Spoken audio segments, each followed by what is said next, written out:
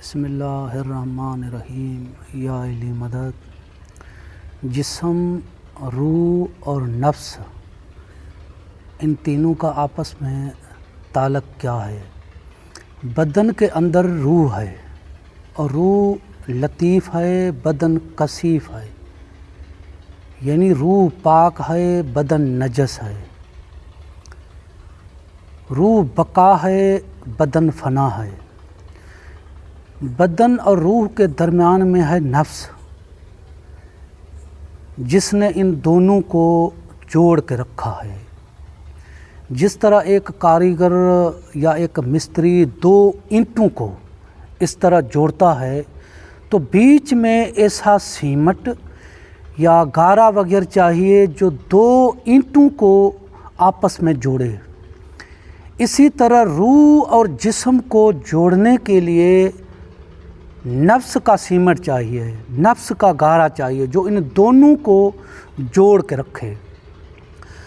اب بیچ میں ہے نفس، اس طرف جسم، اس طرف روح، بیچ میں نفس۔ نفس نے جسم اور روح کو جوڑ کے رکھا ہے، اور اللہ نے نفس کو دو حال دیے۔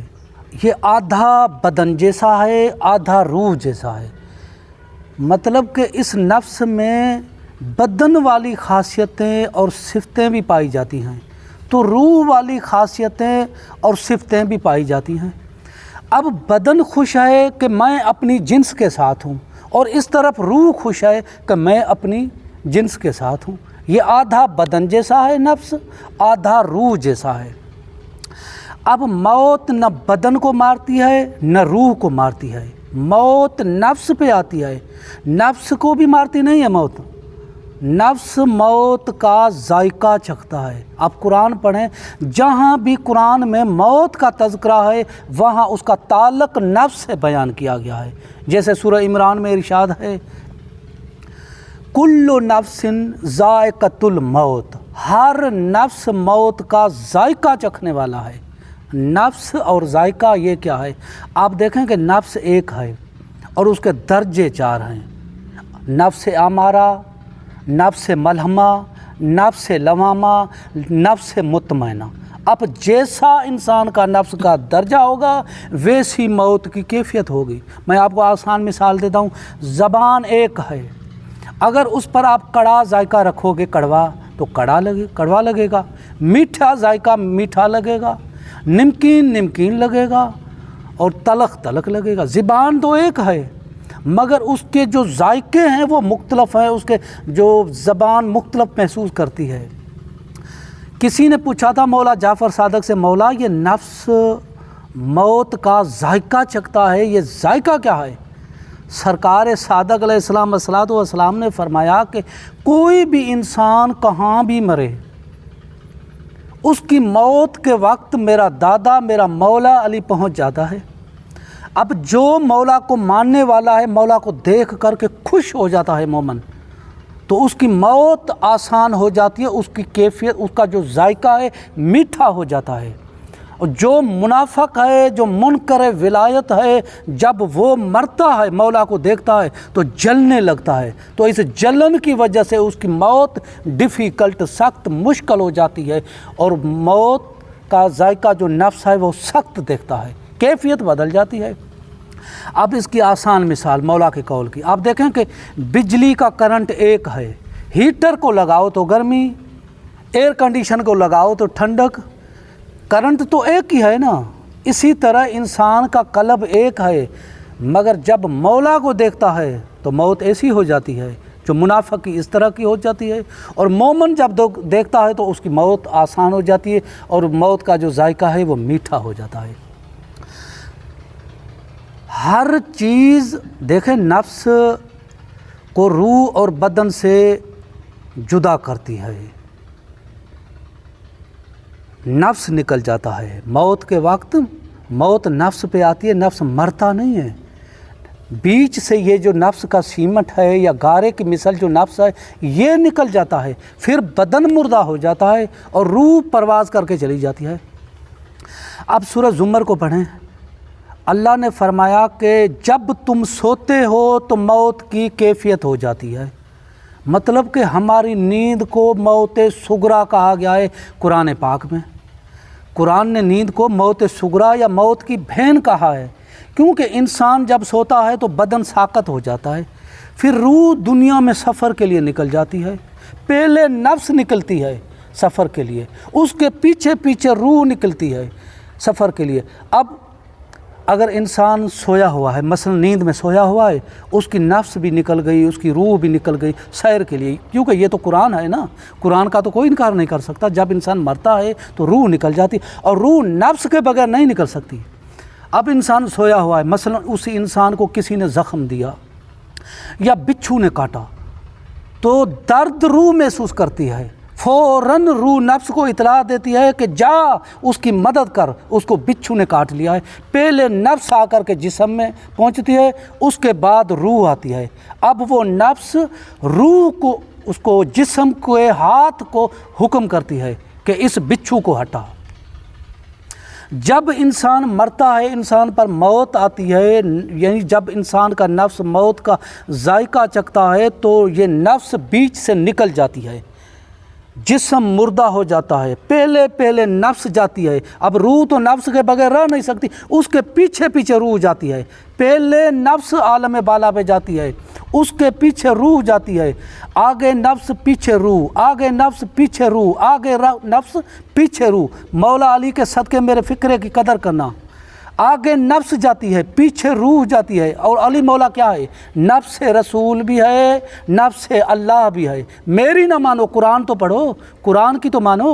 جب نجران کے عیسائیوں کو رسول نے کہا کہ تم اپنے نفسوں کو لے آئیں، ہم اپنے نفسوں کو لے آتے ہیں، تو نفس کی جگہ رسول کس کو لے گئے؟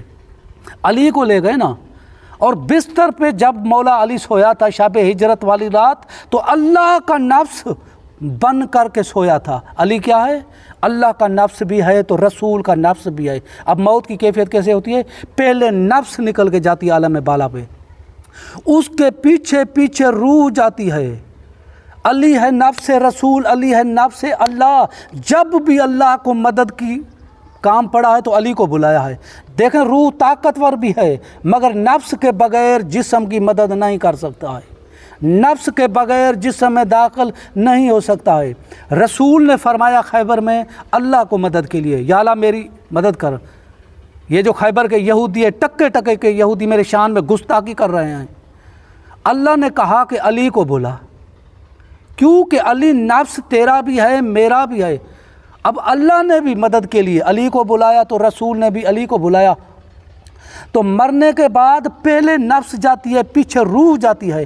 اب اس کے باوجود بھی اگر کوئی مصطفیٰ کا معراج نہ سمجھ سکے تو وہ اپنے عقل پہ ماتم کرے۔ رسول کیا ہے؟ روح۔ علی کیا ہے؟ نفس۔ آگے آگے علی، پیچھے پیچھے رسول، یہ ہے معراج مصطفیٰ۔ آگے علی، پیچھے رسول۔ میں اپنی طرف سے نہیں کہہ رہا، خود رسول نے کہا۔ ایک بار سلمان نے کہا یا رسول اللہ، اس علی نے تو مجھے تعجب میں ڈال دیا ہے۔ رسول نے فرمایا سلمان تو کیا ہے؟ اس علی نے تو ایک بار تو مجھے بھی متعجب کر دیا، اس علی نے تو ایک بار مجھے بھی تعجب میں ڈال دیا۔ سلمان نے کہا یا رسول اللہ تو اور تعجب، کس دن کون سا تعجب؟ رسول نے فرمایا سلمان، شب معراج کی رات تھی، میں ام ہانی کے گھر تھا، میں نے وضو کیا، میں نے کہا یا علی آجا میرے بستر پہ سو جا۔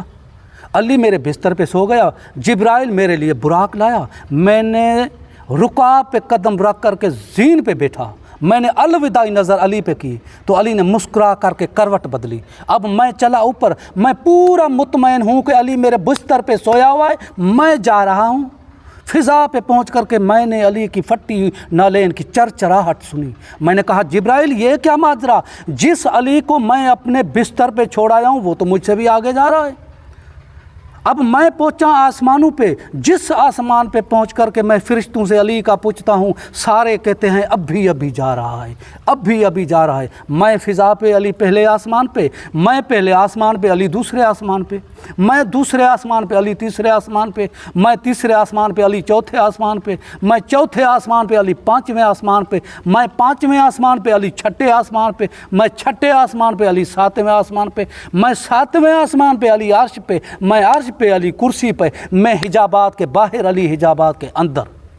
اندر سے آواز آئی علی کی، میں نے آواز پہچانی، میں نے کہا اللہ، جس علی کو میں بستر پہ چھوڑایا وہ مجھ سے پہلے حجابات میں ملنے آیا تھا، اللہ سے ملا ہے علی۔ اب سمجھو گے اس علی کو جو اپنے آقا محمد کو تعجب میں ڈال دیتا ہے، اور کس ترازی میں تولو گے اس علی کو جو اپنے آقا کو تعجب کا شکار بنا دیتا ہے۔ علی مولا اپنے آقا کو کیا، ایک بار تو اس علی نے خدا کی قسم خدا کو تعجب میں ڈال دیا۔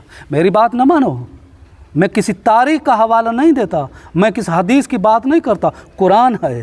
اس علی نے ایک بار اپنے رب کو تعجب میں ڈال دیا۔ سورہ بنی اسرائیل، قرآن کا سینٹر، 15واں پارہ، آدھا قرآن اس طرف آدھا قرآن اس طرف، انکار کرو اس طرف کے منکر اس طرف کے منکر، پورے قرآن کے منکر، کیا مسلمان رہو گے؟ سورہ بنی اسرائیل کی پہلی آیت ہے سبحان الذی۔ تم سبحان اللہ کہاں کہتے ہو؟ کوئی عجیب انسان دیکھو، کوئی عجیب چیز دیکھو، کوئی عجیب منظر دیکھو، پھر کہتے ہو سبحان اللہ، کہتے ہو نا؟ تعجب کا شکار ہوتے ہو جب بھی تم کسی چیز کو دیکھ کر کیا کہتے ہو؟ سبحان اللہ، اپنے عجب کا اظہار کرتے ہو۔ اب یہ جو اللہ کہہ رہا ہے سبحان الذی، یہ کس کو داد دے رہا ہے کہ پاک ہے وہ؟ اللہ اپنے آپ کو داد دے رہا ہے، اللہ اپنے آپ کی تعریف کر رہا ہے کہ دیکھو میری کاریگری میں کیسا کاریگر ہوں۔ سبحان الذی اسریٰ بعبدہ لیلاً، کیسے لے گیا رات کو اپنے حبیب کو۔ تو اللہ خود تعجب کر رہا ہے اس علی پر۔ علی کو سمجھو گے، اللہ کی طاقت کا نام علی ہے، اللہ کی قدرت کا نام علی ہے، اللہ کے وجود کا نام علی ہے، اللہ کے ظہور کا نام، اللہ کے ظاہر کا نام علی ہے۔ ایک بار خود مولا علی نے فرمایا فقریہ انداز میں، مولا نے فرمایا میں وہ ہوں جس کو اللہ نے اپنا نام دیا ہے، میں وہ ہوں جس کو اللہ نے اپنا نام دیا ہے۔ بھائی یہ معمولی بات نہیں مولا نے فرمائی، بڑی بات ہے۔ اب دیکھیں نام کیا ہوتا ہے، نام ایک پیشین گوئی ہوتی ہے۔ مثلا ہم اپنے بچوں کے نام رکھتے ہیں، ہم نے کسی بچے کا نام رکھا صدیق، بڑا ہوا جھوٹ بولنے لگا، ماں سے جھوٹ، باپ سے جھوٹ، بھائی سے جھوٹ، استاد سے جھوٹ، پڑوسیوں سے جھوٹ، ساروں سے جھوٹ، نام غلط ہو گیا، پیشین گوئی غلط ہو گئی۔ اب اللہ کا نام علی اللہ نے رکھا ہے، اللہ نے علی کا نام علی اللہ نے رکھا ہے، نہ باپ نے رکھا، نہ ماں نے رکھا، نہ رسول نے رکھا، اللہ نے رکھا ہے علی کا علی نام۔ تو یہ پیشین گوئی اللہ نے کی ہے کہ یہ بلند ہے، کیونکہ علی کی معنی بلند ہے، اللہ نے کہا کہ یہ بلند ہے۔ اب اگر تھوڑا بھی اس علی کو تم کم کرنے کی کوشش کرو، یقین جانو کہ تم اللہ کی پیشین گوئی غلط کرنے کی کوشش کر رہے ہو۔ اب کتنا بلند، جس کو اللہ بلند کہے وہ اتنا بلند جتنا اللہ بلند، کیونکہ اگر ہم اس کو کم کریں، اس کی حد مقرر کریں، اس کو کم سمجھیں تو گویا ہم نے اللہ کی پیشین گوئی کو غلط کر دیا۔ اب بلند بلند بلند بلند، جتنا اللہ بلند اتنا علی بلند۔ اللہ نور، علی نور، اللہ غیب جانتا ہے، جتنا اللہ جانتا ہے اتنا علی جانتا ہے۔ اللہ رازق، علی بھی رازق، جتنا خالق اللہ اتنا خالق علی، جتنا رب اللہ اتنا رب علی، جتنا معبود اللہ اتنا معبود علی۔ اب اس بات سے تھوڑے پردے میں ہی رہیں گے، دعاؤں میں یاد رکھیے گا، یا علی مدد۔